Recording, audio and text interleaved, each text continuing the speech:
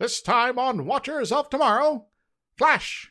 Ah! I'm blind!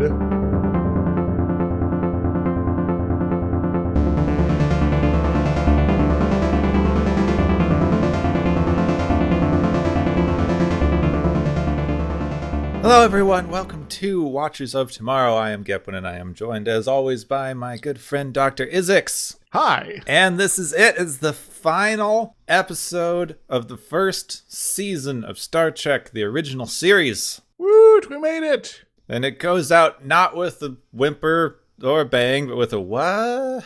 It was, I guess, for me, overall, a okay episode. It was okay. It certainly was not as unenjoyable as some. Yes. But it was very like, what are they doing here? What is the point of any of this? Well, it is sort of a plot where there is some ethical dilemmas going on, but they're only kind of half-formed, I guess. Only a few, and they're all self-inflicted.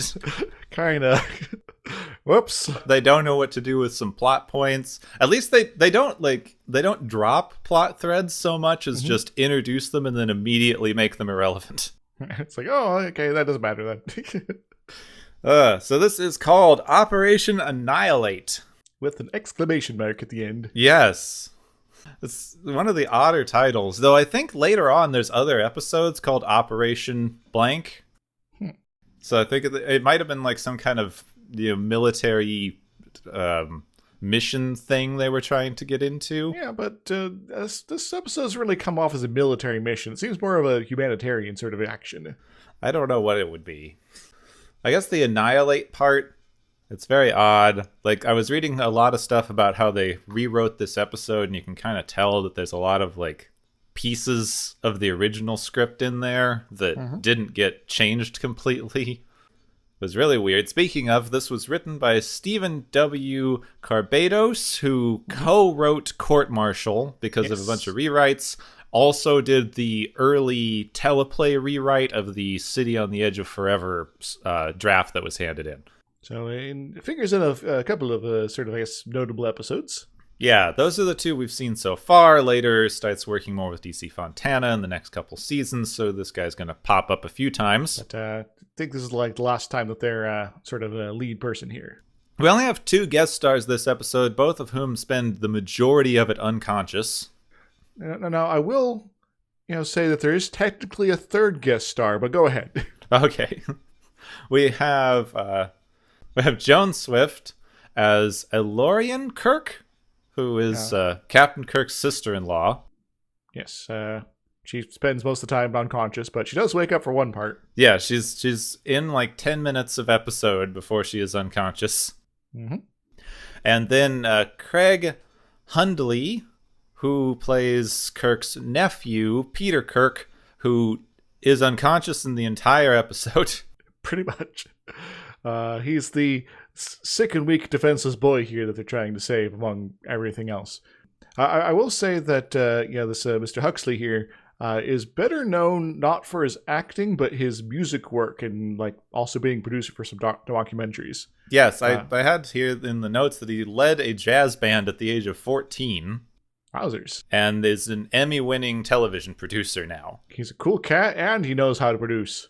Went on to arguably a lot better than a lot of people who were involved in this series, if you look at it. The child actors on this show seem to do okay. Yeah, they managed to escape the original series here and go off and do whatever they like, really. It's sort of, I guess, a taste of what's possible. Well, I forget the name of the episode. Craig does show up again as another child in, I think, season 3. The Children Will Lead Us or something like that? Yes, that one.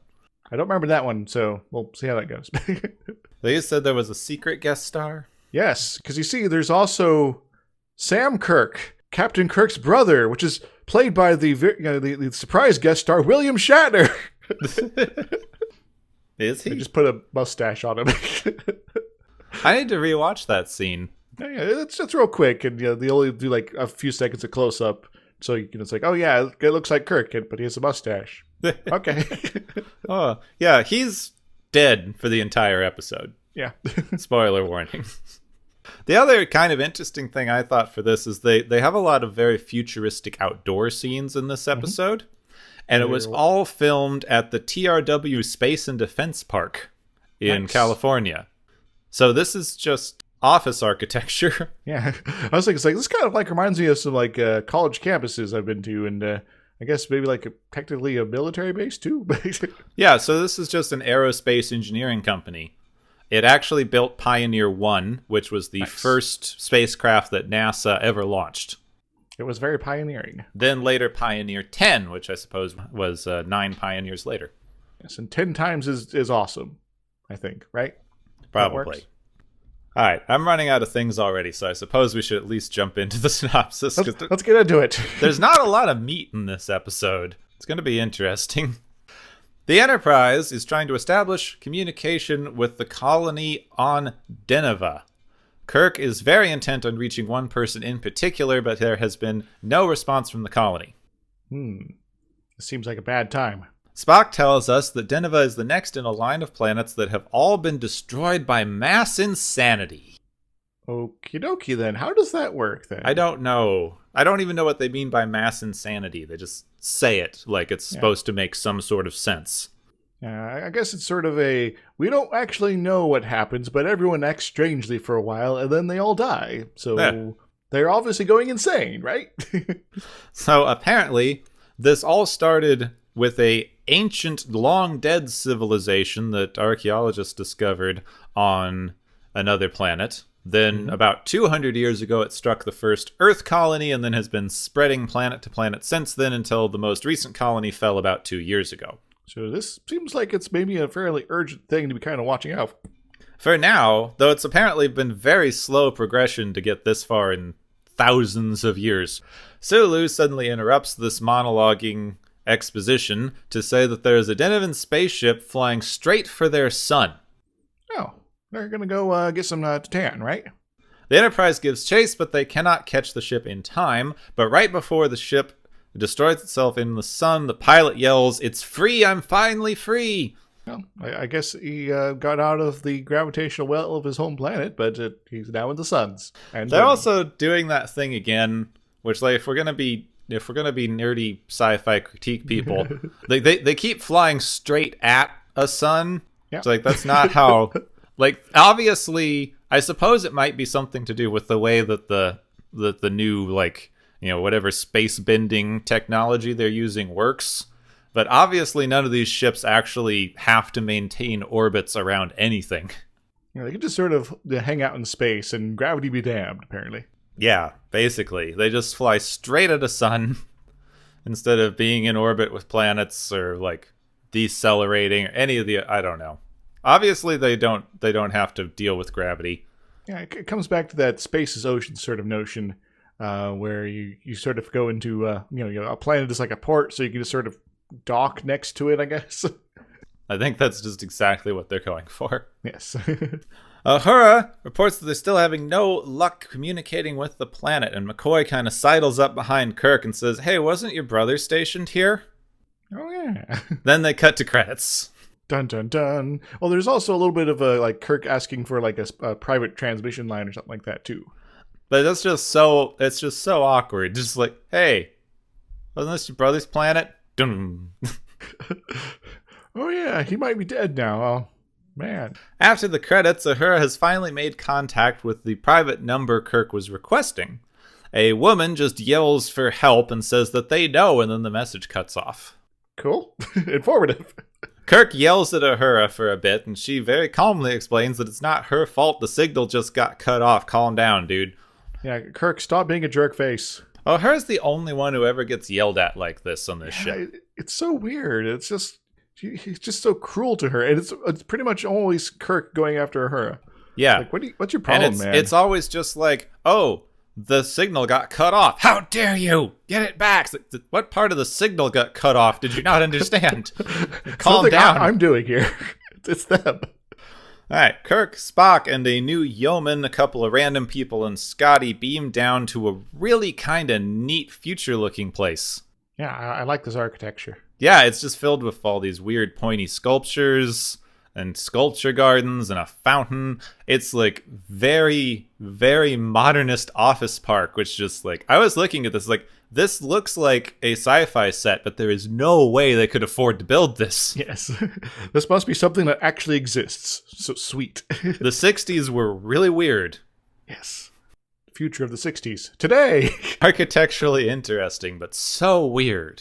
Yes. There is no one outside, which is apparently very strange because this is a capital city where there should be thousands of people. So I guess they may be already dead. Oh no!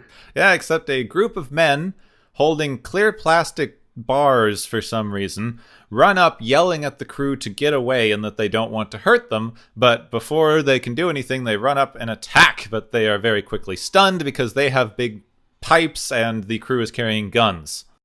Yes, I think you're a little outmatched here, guys. Maybe you're, whatever is causing you to try to hurt people, maybe they should have, summoned up the foreknowledge to have guns as well. Perhaps. Yes. McCoy scans them and says that their nervous systems are weirdly stimulated for people who are unconscious. It's like they're, going for a jog, but they're unconscious at the same time when they're having violent, impulses and things like that. So it's like they have sleep apnea. But before they can do anything else, they hear a woman scream and they have to go run off. Oh no! Time for the damsel in distress. Well, conveniently for them, this is Kirk's sister-in-law, who they were looking for. They enter a laboratory where she is trying to cover an air vent. She keeps yelling, "They're here, they're here, they're here," until Kirk grabs her and has McCoy issue her a sedative. Well, I guess we're not going to figure out what she's saying, but, you're yelling about there. But, okay. This is, by my count, the third time that they've had a woman randomly screaming about something, and they went, "Just knock her out." Yeah. It's like, guys, what?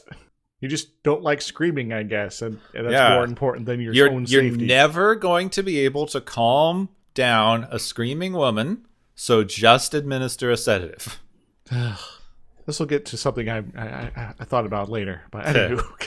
He identifies the woman as his sister-in-law, and they find the dead body of his brother and his unconscious nephew.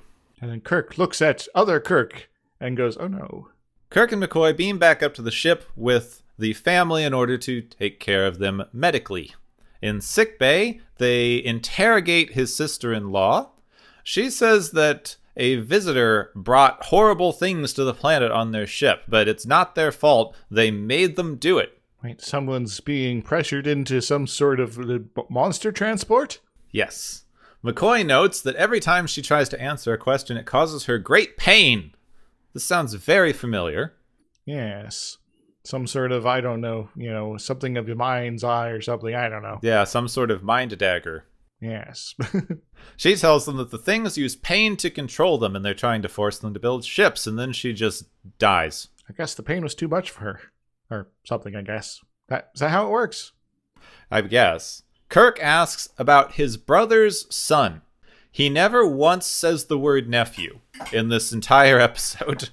Well, maybe Kirk doesn't know the word. Yeah. Other people do.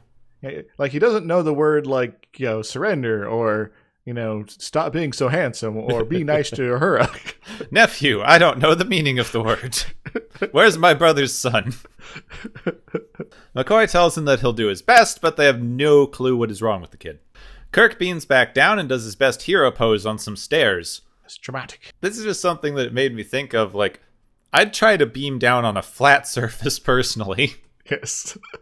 Going on the stairways, maybe not so much a smart idea there, honestly. Mm-hmm.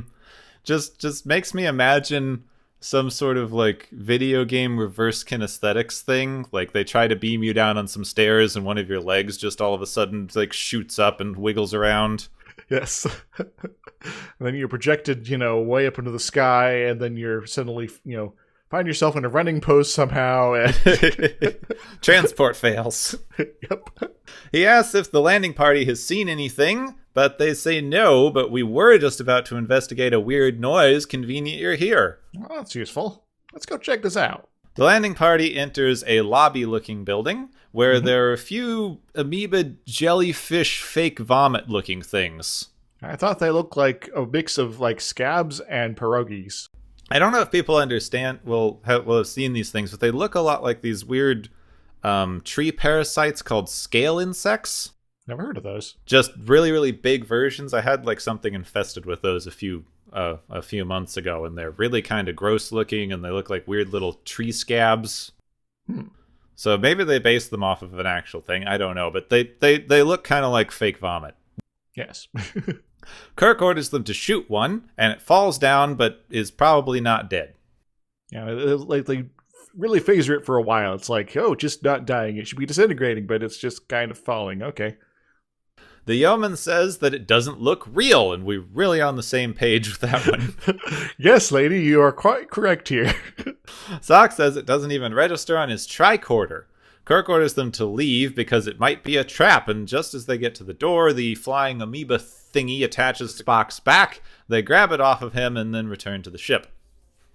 Oh no, Spock's been bitten, molested, and humped. I'm not sure here. Yeah, landed on. Yes. Touched slightly. We cut to McCoy doing surgery on Spock. He seems to not be able to think he can help much, and he orders to, end the surgery, even though Nurse Chapel, who's standing there, is objecting. And this kind of begs the question, though. So Spock gets this thing that just sort of, pokes his back real quick. And then they're like, oh yeah, he's got like a puncture wound or something like that. So let's just cut open his back and have a look. Yeah, let's slice him open. I guess it's very sort of 60s sort of medicine. Where it's like, well, we don't know what's going on. We need to actually have a look. But it's only the future, man. We should have scanners, right? Yeah, and I'm pretty sure that later, I think it might be in one of the movies or something, McCoy goes on this big rant about cutting into people with knives and how barbaric it is. So the voyage home. But I guess they could sort of get away with it here because they couldn't even detect the weird creatures with their tricorders when they're out in the open too. So yeah, it is kind of awkward. Yeah, you just got to cut into people. Yeah, sometimes it's like, well, our science doesn't work today. I guess we have to go back to those scalpels or something. Yeah. Back on the bridge, McCoy shows up with a jar of tendril things. Cool. Is that your friend? Yep. Little jar of friends. I want to make an objectivist joke, but I don't know how much crossover we have with that show. Don't worry, I'll get it. Okay. It says these little tentacle things were wrapped around Spock's nervous system, as well as Kirk's nephew. The creatures that attacked them seemed to sting them, and then quickly spread these little tentacle things through their body, and there's no way to remove them because they're just all over their nerves.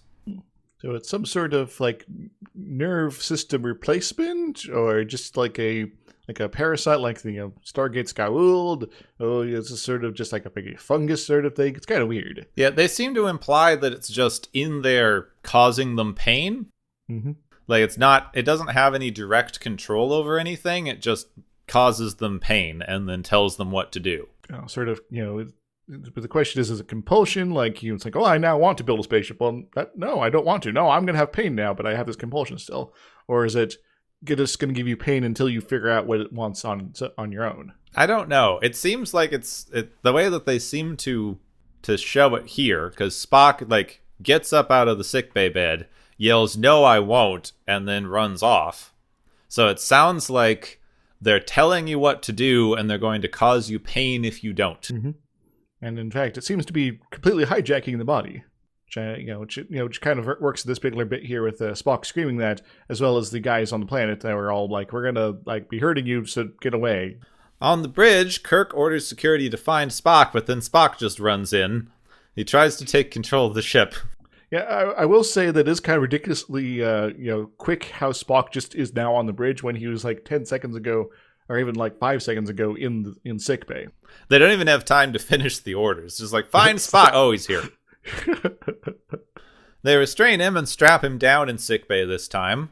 I didn't know they even had these straps. These would have been useful for a few episodes. Yep. Spock apologizes for trying to take over the ship because he didn't understand that the creature was controlling him with pain. But of course, pain is just something in your mind and he can control it. Because pain is apparently an emotion. Yes. Or something. They all accept this, except that his human half wouldn't be able to. So apparently Vulcans can just turn off pain whenever they want, but his human half is going to give him trouble. So I guess he has to be fully focused constantly now? They leave him alone again, even though he's restrained. They keep leaving random sort of dangerous patients alone in these rooms. Yep. Just put a guard in there. Come on, guys. Spock starts chanting, "I am a Vulcan, there is no pain," and then he breaks his restraints and calmly walks away to the transporter room. Well, I guess those restraints weren't as good as we thought. No, they don't stand up to Vulcans. Vulcans are just too strong, man. Spock says that he has to return to the planet, but Scotty, who's watching the transporter, says that he's under orders to not let anyone beam down. So Spock tries to knock him out, but Scotty is the only person on this ship who has ever remembered that he has a gun. Yes. So he pulls it and points it at Spock and is like, yeah, where are you going, buddy? I don't think so.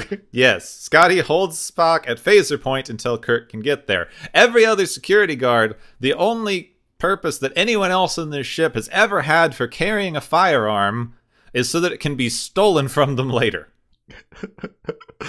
or alternatively, they can use it but be ineffective, but that's sort of, a different sort of situation. Scotty is the true hero of the Enterprise.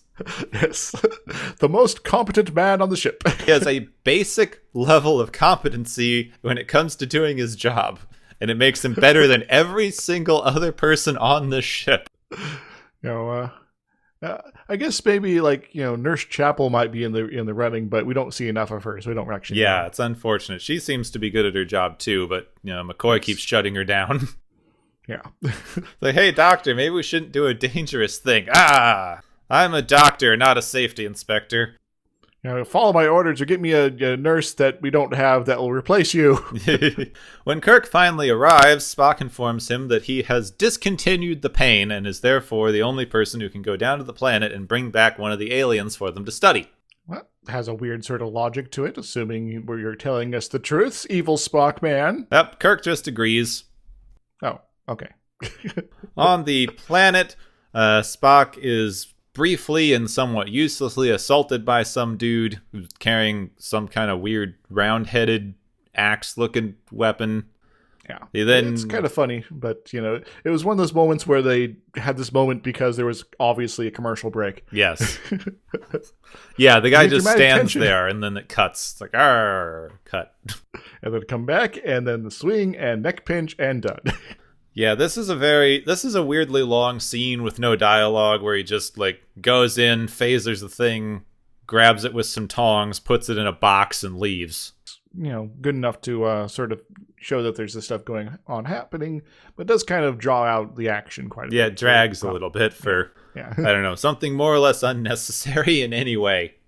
Back on the ship, Spock has the alien in a science box. Science box! For all your science needs! He's apparently found that this is a single-celled organism, very, very large single-celled organism. Yes. That is, in fact, a brain cell. Doesn't look like a neuron. No. It is somehow connected to all of the other brain cell aliens. So they're actually a giant brain. I'm a giant brain. I guess that Futurama episode now makes more sense. Yes, it does. That was mentioned as a direct reference to this episode. Also, they may have come from another galaxy where our physics don't apply. That doesn't work that way. The thing with physics is that the rules of physics are applicable no matter where you are in the universe. Period. So my thing is, even if you were in a different part of space where physics was a little wonky, wouldn't you just, explode or something the minute you got to our physics? If the rules were changing from one location to another, the processes that you're relying upon in order to continue your internal processes would be altered in such a fashion that they might not function at all. And so you would probably just die. And this is another one of these things where it's just like, oh yeah, these things probably came from another galaxy. What's your evidence of this? I don't know. They do that a lot in this show. It's like, we ran into something weird. It must be from beyond all sense and reason. And it's our only explanation. We're not going to think about it too hard. But the practical upshot of this is they're just going to be really hard to kill. Yes. But as Kirk points out, that man who flew into the sun said he was free, so killing them must be possible. Because obviously that guy is a reliable narrator for our action here. The guy who flew into the sun knew what he was doing. Sometime later, McCoy is trying to kill the alien in every single way he can think of. Extreme heat, extreme radiation, and things that he says would turn Spock to ash. Well, I guess McCoy's cool with that then. Probably. Kirk's really mad because, it's not just turning Spock to ash. If they can't figure out how to kill these things, he's going to have to kill every single person on that planet to keep them from spreading. This seems like a bit of a moral quandary then. They have kind of a brief exchange in the briefing room where Spock suggests a utilitarian approach where, killing an entire planet is worth it to save an entire galaxy. Well, thanks for this mass murder motivational speech, Spock, but can we have other options, please? They just do a thing. McCoy goes, oh, so killing one person to save 5 is just logical then. And then they just get mad and leave. Yeah. And Kirk's just like, I want more options. Yeah. He gets mad. It's I want that third option. And he very lightly taps the table. Yes. With his fist. Stop being boobs, guys. Come on. I think this table must be made of styrofoam or something. Because he's about to slam it. It's and then he very slightly taps it with his hand. Yes. Oh. Now we're in Kirk's quarters having exactly the same conversation for some reason. Yeah, to let the audience know that they really, really mean it when they have these positions. They have tried everything that they could possibly throw at the alien. And then Kirk has a light bulb moment by staring at a light bulb. He has a bright idea. He realizes that the sun makes light. Yes. So they make a light room in the biolab. Mm-hmm. It's a little room with a dentist chair in it and a shelf and a giant vault door that you are gonna have some trouble opening if you're in a hurry. But apparently this light is bright enough that it's going to shine through the door because they have to put on safety goggles from the outside. And they say later that it is bright enough that it's actually going to go through solid objects on the planet. So in short, that you're doing something so bright on the Enterprise that this light can go through solid objects on the planet, but doesn't that imply it also can go through solid objects on the Enterprise, including the floors and ceiling, and so everyone in the nearby decks is also going to be affected by this? Yeah, if they have to put on safety goggles outside of this room, doesn't everyone on the ship have to put on safety goggles? They should. They don't. So the light works to kill the alien, but Spock says that the next logical thing they need to do is to test an infected person to see if it can clear away the infection.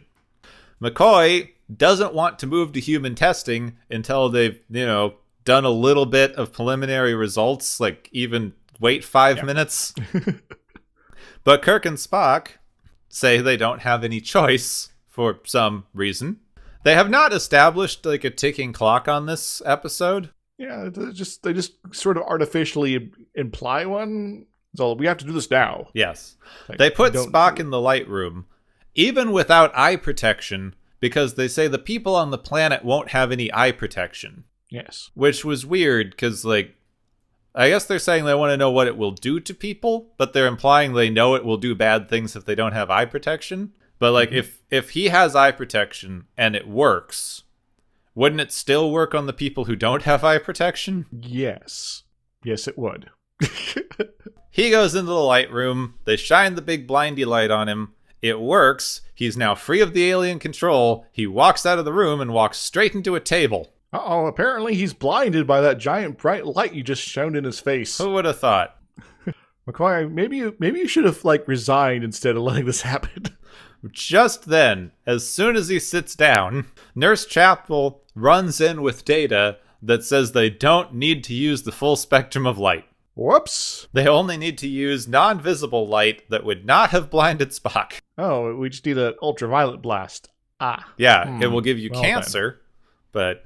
Well, this is the future. It would also still blind you, but I guess we're going to ignore that. Maybe it's just a super high frequency that doesn't going to directly damage the optic nerve but still give you cancer then, maybe? Yeah. I suppose future cancer is better than pain mind control aliens. Yeah. This is the future. We can cure cancer with a snap of the fingers, right? But see, they would have had to wait literally 5 minutes for this result. Yes. They didn't even want to move forward with a basic, let's scan the thing to make sure it doesn't just look dead. Yeah, so, this thing could come back to life. It could just be, hurt and, temporarily knocked out, and it's going to regenerate or something. But nope, we're just going to shove Spock in the light box and just do the thing and ignore any sort of scientific, attempts at understanding this thing here. They decide to just deploy light-emitting satellites, apparently, around the planet. They shine really bright UV light on everyone, and we see all of the little amoeba things evaporate. Yes, they it's like they actually melt and sublimate and become little smokes and things. Yeah, like that. honestly, I really loved the way that they did that scene. It was very good special effects. Yeah. So you can just barely see the cut because they have a slight amount of camera movement. But they start issuing smoke from underneath the little prop thing, and then just as the smoke gets thick enough, they cut to the smoke subsiding and the thing is gone. Yes. So mad props to them. Really awesome practical effect.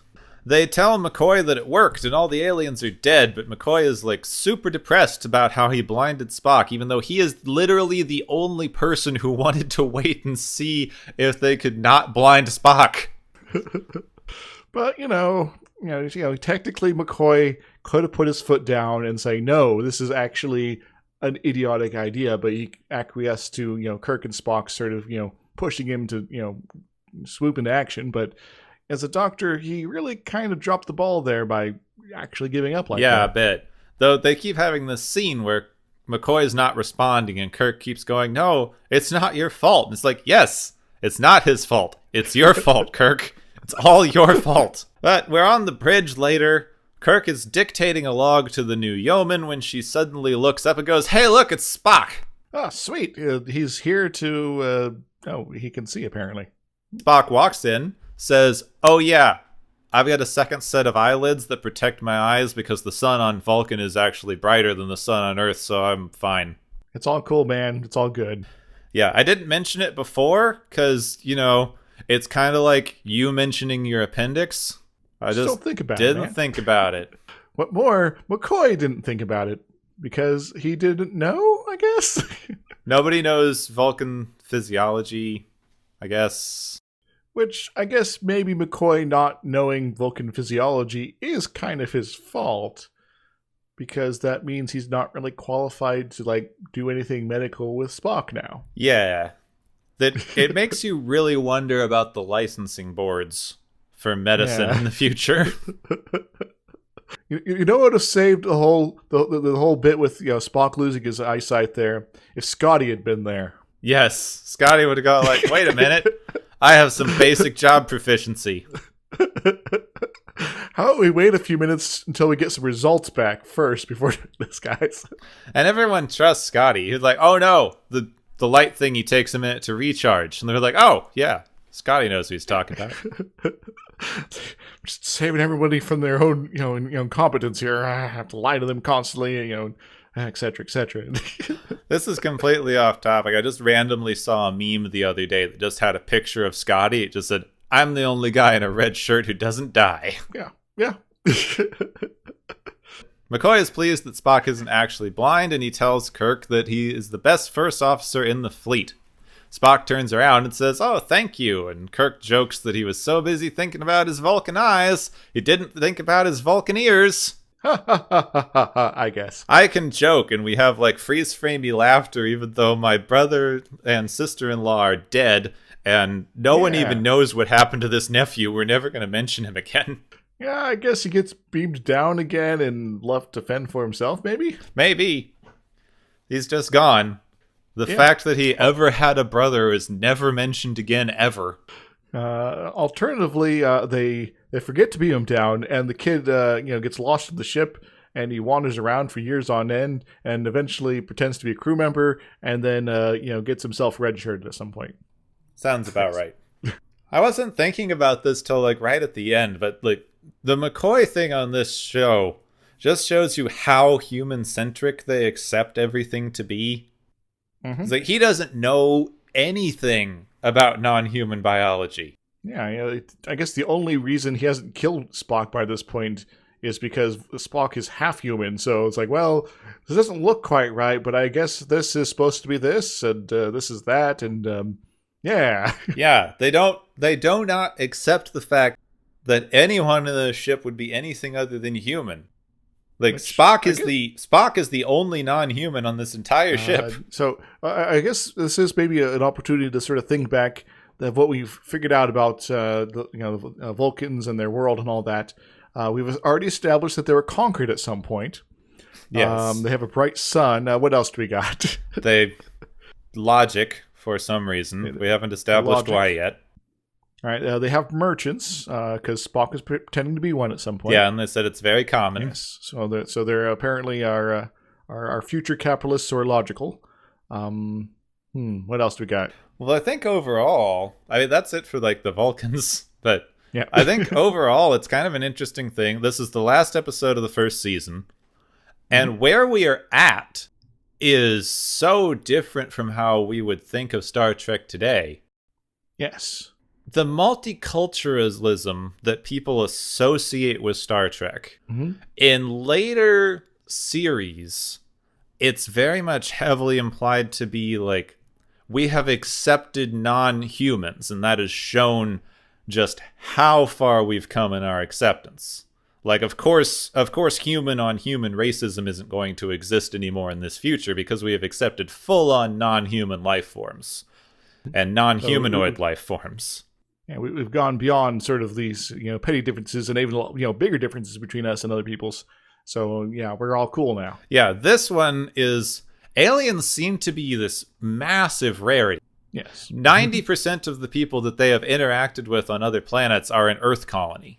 Yes. The only times aliens have really shown up in any kind of significant way have been something like the Romulans and the Klingons, who are both like opposed empires. Yes, they're sort of on our same level, and they're evil for various reasons, and are all warlike and want to fight.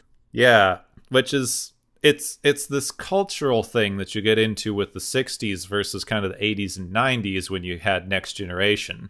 Because you are operating from a place where the world is like on the verge of war in the 60s. So anyone, like, can't we all get along in our own country? Let's just pretend. Let's just pretend everyone in the United States is getting along, basically, because that's what everyone was doing in the 60s. Yeah, everything's great, man. It's good. Ignore those riots over there and the beatings and the mass incarceration and all that. Everything's cool, man. But everyone who is not you is a dangerous enemy empire, not only like dangerous by the fact of existence, but outright bent on your destruction, and only your innate superiority is keeping you alive. Now, so get your strong-jawed action hero out on the front lines and save the day against those evil empires that are always going to be lurking in the darkness of space or across the world or whatever. There's only like 3 times so far we have encountered something that is as powerful as Kirk. They're never more powerful than Kirk. They're always as powerful as Kirk. So we got, of course, Khan, which is basically who he just human, respects so much. It's like, I just want to hug you and take you home with me and to have you meet the parents. It's all great, man. We have Khan. We have the one like child alien, the Squire of Gothos. It was just like he could have killed you anytime he felt like it, but he's a little kid, haha. So you can sort of tease him into doing exactly what you want, and Kirk's like, well, I'm just going to do that then, and so I'm basically similar power levels in the end. And then we just have the 2 sets of all powerful energy being alien who controlled him and the Gorn, and the ones who ended the thing with the Klingons, who may as well just be the same alien. They're basically kind of doing the same thing, honestly. And both of them are just stop fighting in my yard. Yes. Get out of here, you noisy kids. I guess we also run into the Gorn, but they weren't necessarily as powerful. They were more annoying. Yeah. for Kirk and the crew. Well, they murdered some people, they killed some of our dudes. Let's go beat them up. Also, again, I've asked people. I was on a trip recently with some people who are like both my parents and a few people they know who are around their same age who like went through the 60s, and I was just asking like, what is the deal with madness? Yep. And none of them knew. None of them are like, oh yeah, there was definitely this huge societal fear that you might become mad at any time. It just apparently was this weird thing that they keep using. I guess it's just lazy writing. Like, we don't need to explain why anything's happening if we say they go mad. Yeah, it's a shorthand for there is uncertainty in their actions and we do not understand them, and that makes them dangerous. And we need to do things to either prevent them from being mad anymore or destroy them totally. Yeah, it's just it's weird to me. You get a lot of this like some external thing is going to make you mad. This is like this whole thing angry. Is like a madness plague. It's creeping across the stars. Inevitable.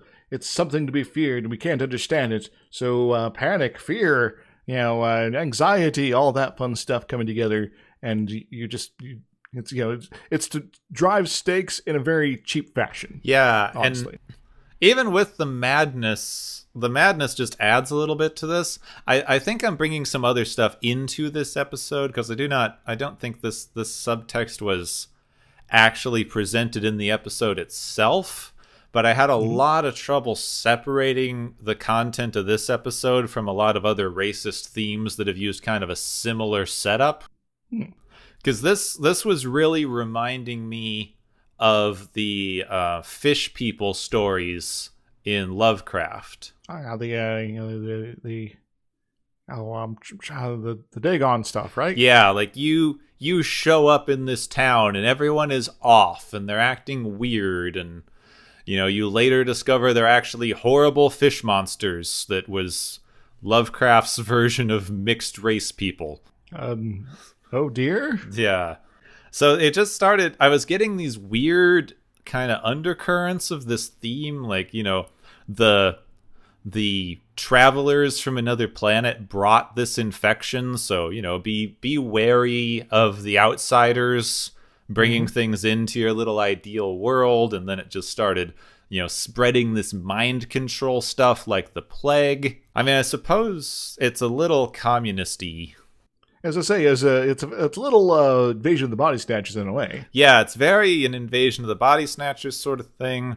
I'm kind of reminded. Some of those versions, some of those adaptations are very heavily on that, anti-communist fear of, they just look like you, but they are under control of this evil, alien menace. Oh no! Yeah, and this one was so directly under control, like you were being, like, forcibly manipulated into spreading this stuff. And the way it spreads too. I'm forgetting the thing. I was reading this thing about the 60s ages ago, where they were running these think piece articles about like who's controlling your child's mind. Teachers with communist sympathies. Wait, we still get those actually. Yeah, we did. So I guess it's just kind of this weird spread. Like we've had quite a few of these episodes of like this evil thing is going to spread through the population and turn them into evil zombie people. Now, as fun as that might sound, it is something that they're trying to avoid, but still, it's sort of, as far as a plot device goes, it's sort of kind of done to death by this point. It's done to death, and it's just kind of it's difficult to separate out from this from everything else, isolationist racism that everything was using, even the kind of madness stuff, because they used this kind of like uncontrollable madness idea to demonize a lot of drugs when they were trying to, keep Latinos from coming into the country, and they were saying they were all smoking pot and spreading reefer madness. Oh no, the reefers, they're gonna go, get your children, and they're gonna bring them into the den of immoralities. Oh no. So it's just really hard to separate.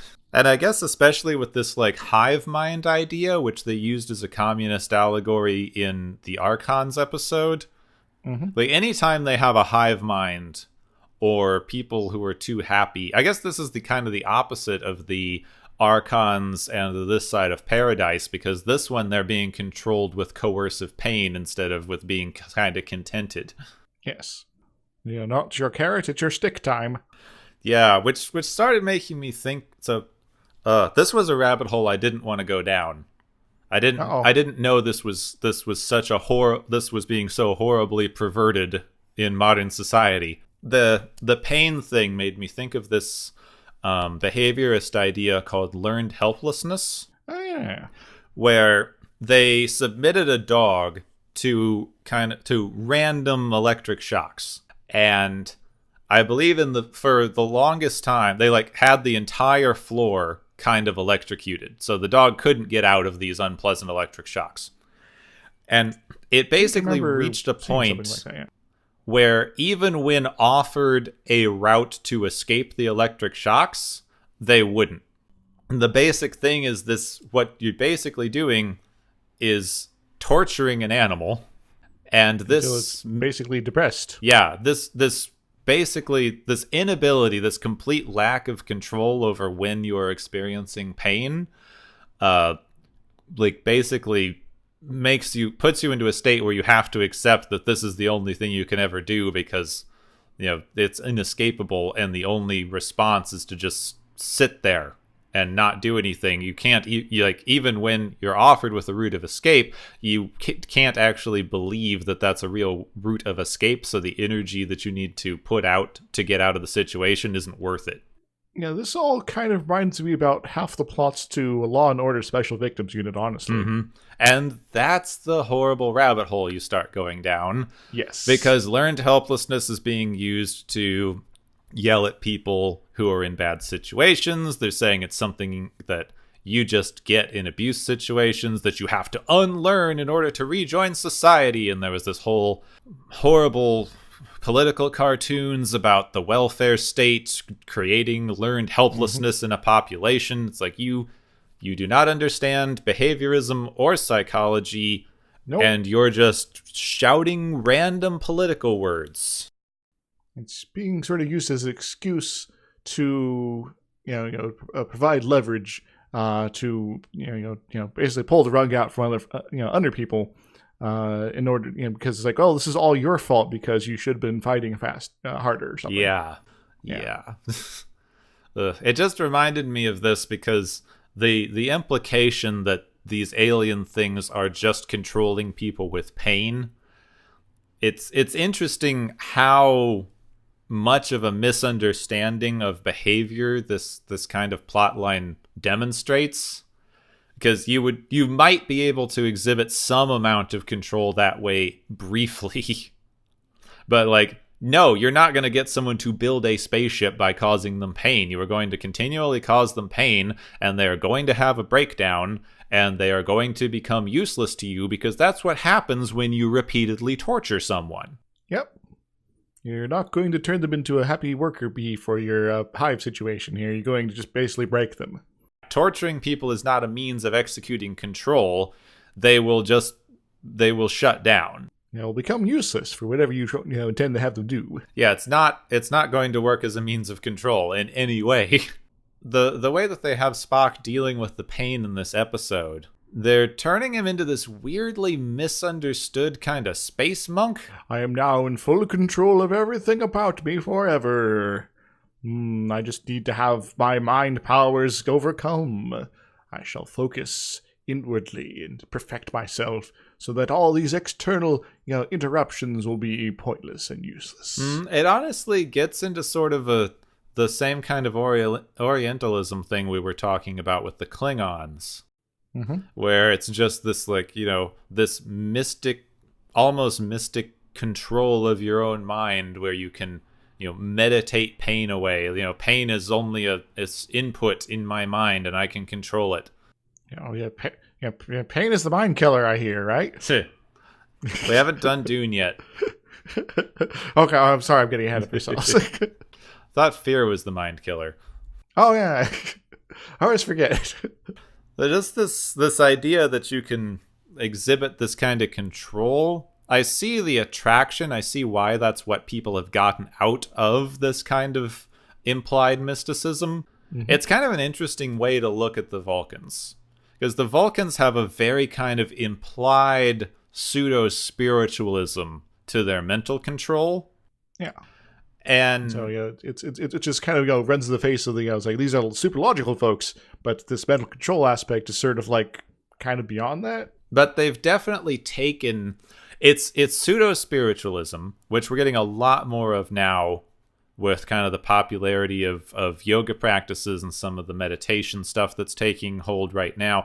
But it's very interestingly mirrored, because like right in the 60s when they were presenting this stuff with the Vulcans, it was a very much like, I am in direct forceful control over my mind, which is kind of antithetical to the spiritualist practices that this kind of stuff seems to be aping. Yeah. Where instead of going with the flow, you're sort of, I'm going to exert full control. Well, it's just this kind of like, I am forcibly controlling my mind and body, not I'm connecting with my mind and body or experiencing it on some sort of deeper level, or these things that the mindfulness meditation is supposedly based on. It's just I am exhibiting forceful control over parts of my body that other people cannot control. And I think it's very interesting to look at it that way when you're getting into the current trend of meditation and spiritualness that's being very heavily driven by Silicon Valley ideals. That is a lot more similar to this. The only difference is you're doing it with a smartphone app. Yes. Time to regulate how much I'm going to be doing my daily yoga practice today, and I'm going to keep track of how many crunches I do afterwards. And now I'm going to go for a run as well.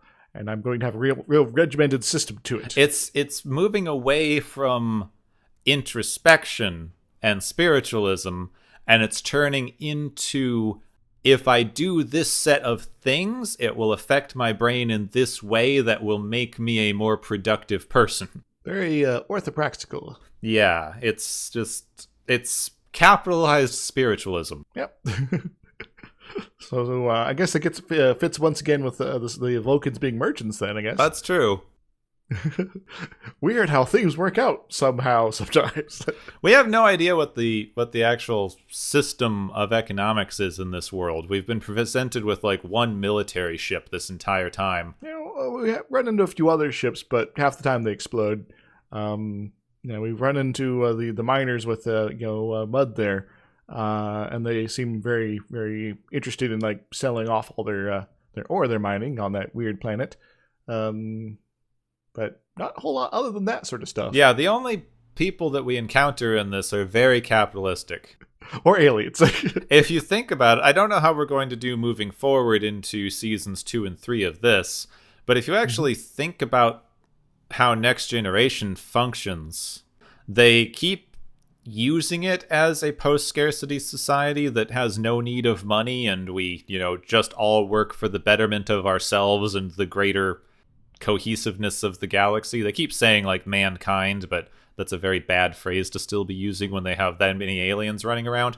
I recall in Deep Space Nine when Jake, Sisko, and Nog are sort of interacting a bit, and sort of kind of shining some light on the motivations for both their cultures at the time.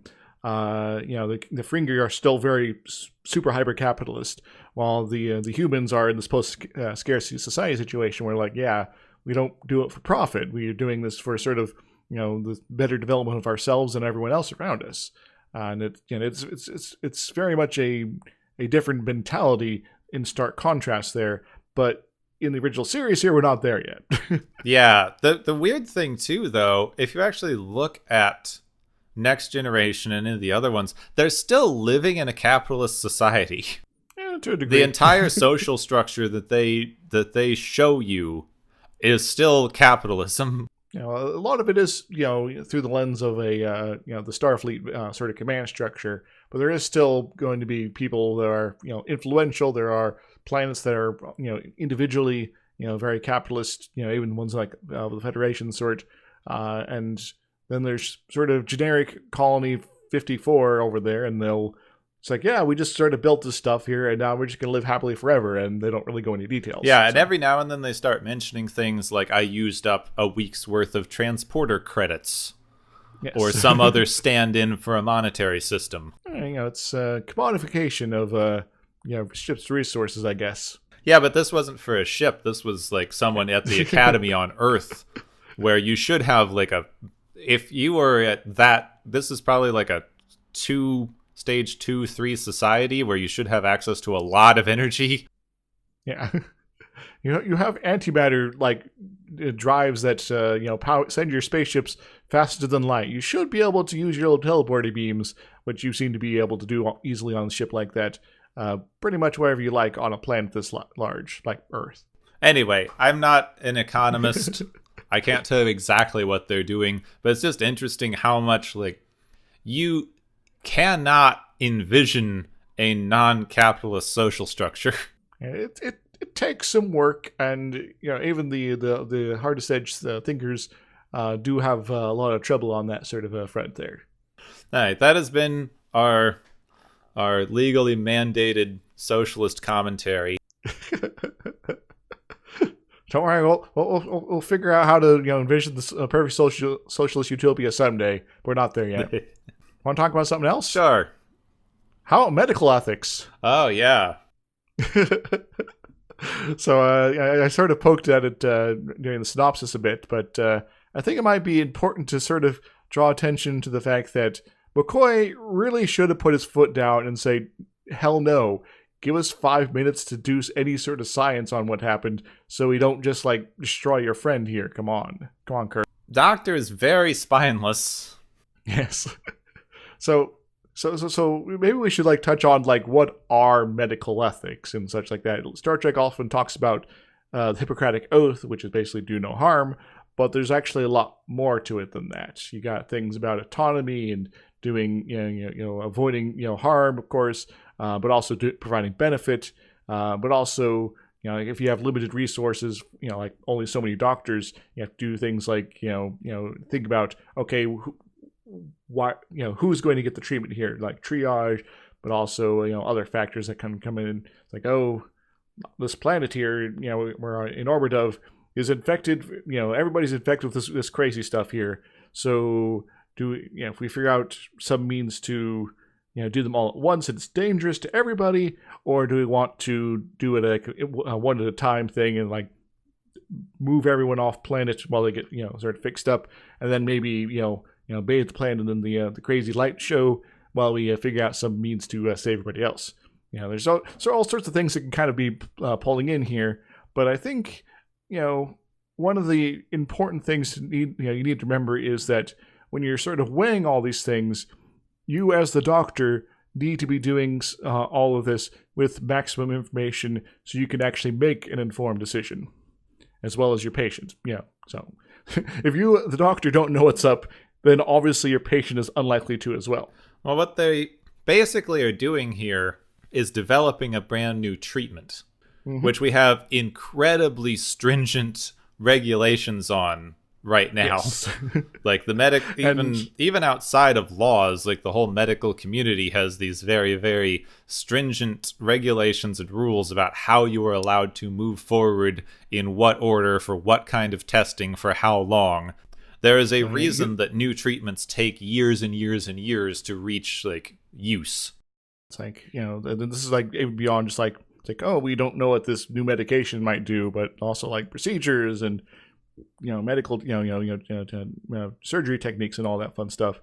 You want to be making sure that you are fully understanding the risks and the dangers before you do something that might only maybe save somebody's life. They really did not give us any reason in this episode why they have to rush. Yes. They didn't give us we have 3 minutes until whatever happens, so we can't wait the extra 5 for testing. Because they say that the weird brain cell things are trying to get them to build a spaceship, but we don't know if that's like about to be launched or if it's going to be decades down the line or what. Just sort of, this is a thing that might happen and that might infect other planets, so we must do things right now. So there's a very good reason that in military organizations like the one we're presented with here, the doctor gets to overrule the command officers on medical matters. Yes. Like, Mr. Officer person, you don't actually know what the hell you're talking about, and I am empowered in order to basically ignore your orders on this front, so shove off, man. Yeah, so there was no reason for them to move forward with these tests. Yes.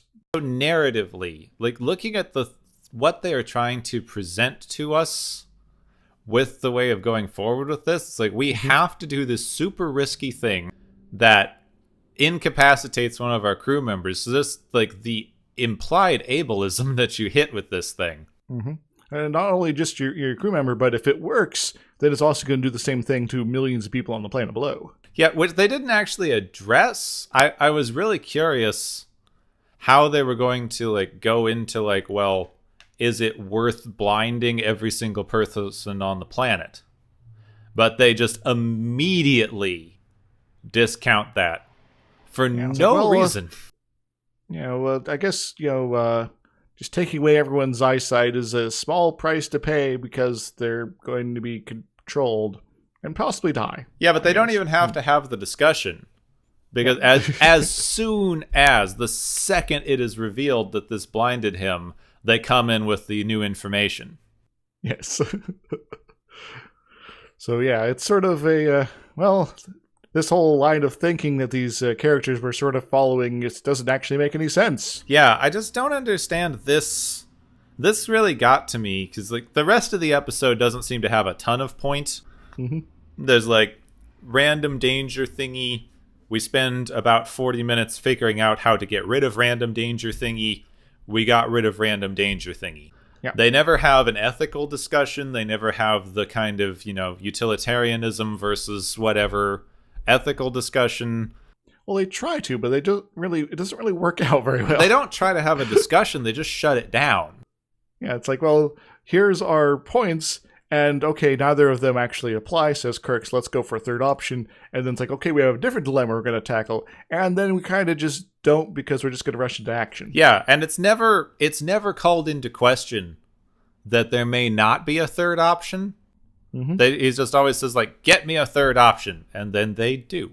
Yeah, I guess a third option would be just leave them on the planet and go away. The way to handle an ethical dilemma destroy the planet. is to yell at people until they make it go away.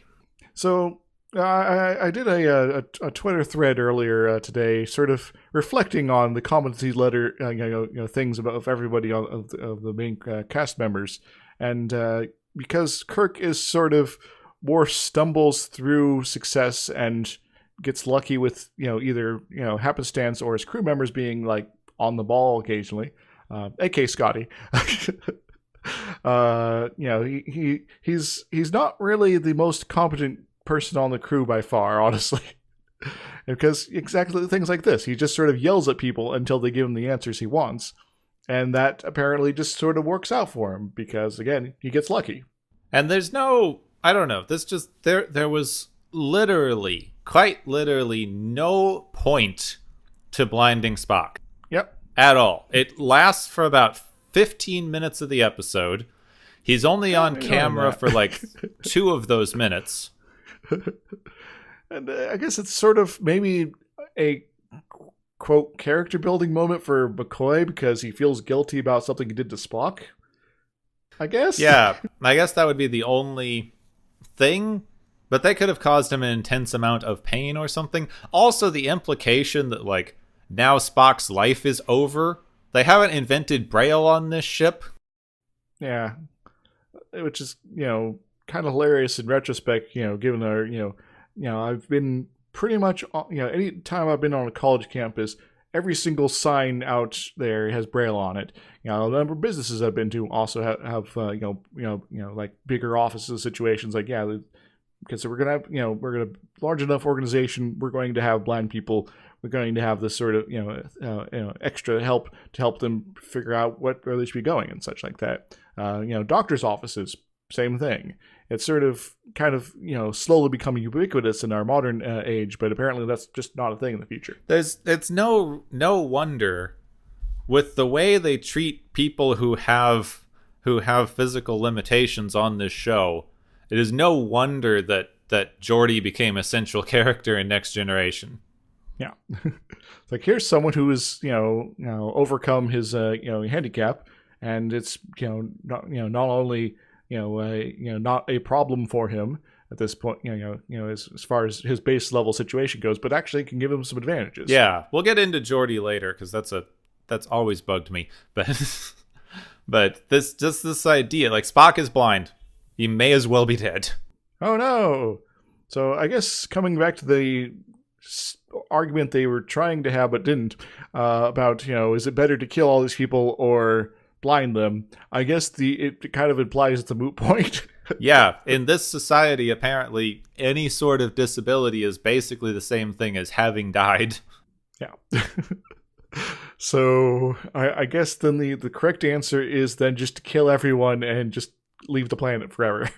Yep. Well, I mean, they already are suffering from madness. So we're doing them a kindness ? Though they never ever explain. He says, like, I will have to kill everyone on the planet to keep these things from spreading. You've already demonstrated that throwing these things into the sun would not kill them, so how do you think you're going to get rid of them in the first place? I guess just sort of isolate the planet and hope they starve to death? Yeah, I guess.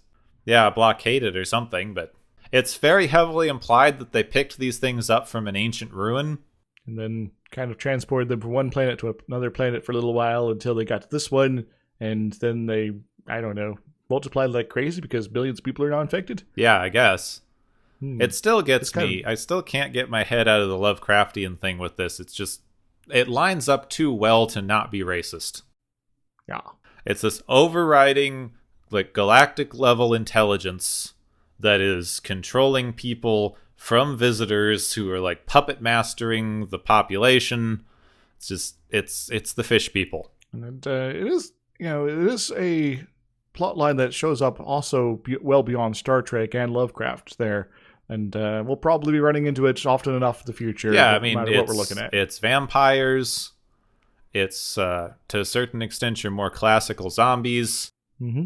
Yeah, this whole fear of the other thing that's happening with these episodes. So, like, there's someone who looks like they're part of your community, but what if they're not? Ooh. So they're secret, pirate assassins, and they're gonna get you in the night. Yeah, I can see why everyone in this century was paranoid. So, should we go on to something happier? Sure.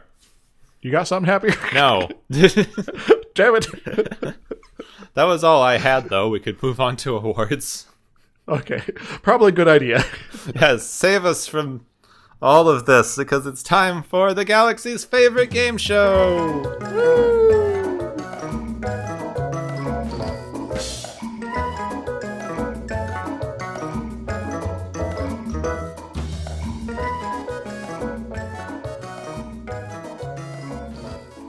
Well, everybody, we got some wonderful awards going here for perhaps not so wonderful reasons. The points have been tallied, everyone's got their scores lined up, and we got ourselves, it looks like 3 winners today. Gepwin, are you excited? Oh, I'm so excited. I have a feeling we might be court-martialing some people. Oh dear. You might be right. Just kicking it off right off the bat, because the first award is the Medical Malpractice Award, which goes to McCoy for not wanting the initial, not wanting things, but not wanting to blind Spock, but not wanting to not blind Spock hard enough to avoid blinding Spock. What does he win, Gepwin? McCoy wins a medical board investigation. Sometimes the ends justify the means, but never in medicine. Yeah, I think it's a well-deserved award here. Sorry, McCoy. You felt bad about the situation, but maybe you should have actually, done something about it. Our second award is the Puppet Masters Award, which we're not talking about the one that's set in Iowa, but we are involving people that had come from Iowa, apparently. This one goes to our unknown alien Bendis single-celled life form brain thing of the week for taking control of people's bodies. What does it win, Gepwin? The Alien Menace wins. I was going to use a Pinocchio reference for no strings, but they were very definitely flying around on strings. Yeah. It was kind of hilarious overall. In fact, I thought that was maybe the most, charming part of the episode. Our third award is the Mind Over Mind Award, which goes for Spock for blocking out his pain receptors entirely, I guess. to avoid alien control, because that's something he can do now. What does he win, Gepwin? Spock wins meditating for 500 years in a cave, because that's just has to be the logical endpoint of this. Well, I think he's going to have a lot of time on his hands here to consider this ward, and he's going to perhaps come out of it even more able to block out random things with his mind. Perhaps, maybe even being able to block out McCoy and his, loathsome attitude towards Spock, except for parts of this episode. Oh, wouldn't that be nice? So congrats to all the winners. Woohoo! Yes, thank you all. Congratulations to our contestants who get to go home and be arrested. And thank you all for joining us on the Galaxy's favorite game show! Woo! Yay!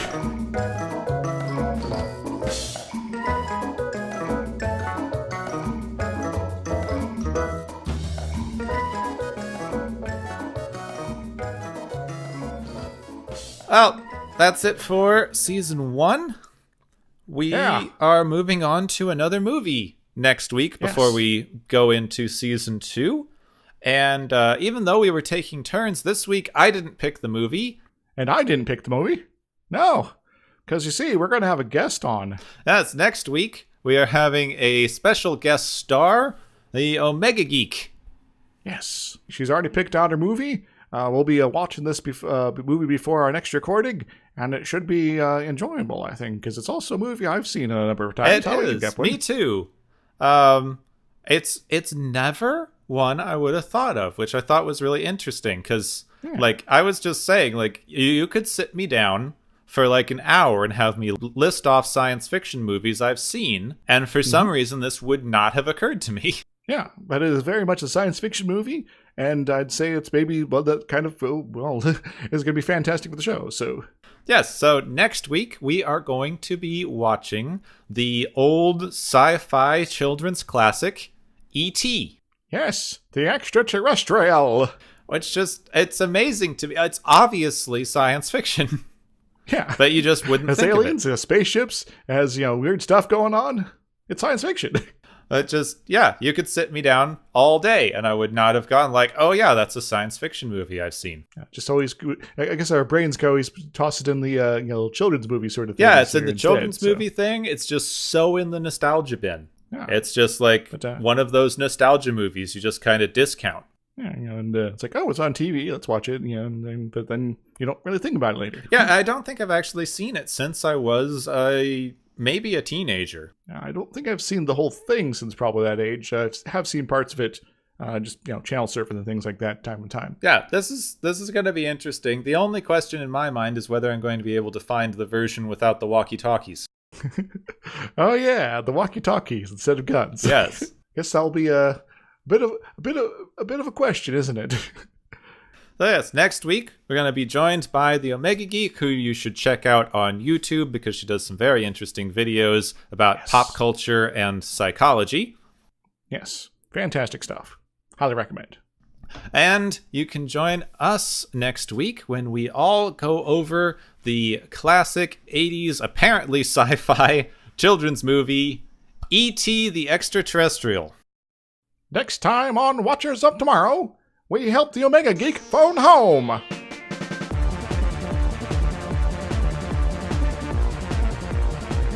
You have been listening to Watchers of Tomorrow, a podcast on science fiction media. Find and follow Watchers of Tomorrow on Podbean, YouTube, Spotify, iTunes, Google Play, Stitcher, Pocket Cast, Spreader, Digital Podcast, and perhaps many more to come. If you enjoy our podcast, make sure to subscribe for more. And where possible, make sure to rate your experience or leave us a review. You may find Gepwin on youtube.com/Gepwin and Twitter @Gepwin. You may find me, Dr. Isix, on youtube.com/Dr. Isix and Twitter @IsixLP. Music is Waveform and Mori's Principle, both by DRKRN. You can also check out the Watchers of Tomorrow Discord channel. Make sure to share the experience with your friends, family, enemies, and alien overlords. If you feel you are suffering from transporter syndrome, please be aware that the next time you step off the transporter, that you that is now no longer exists.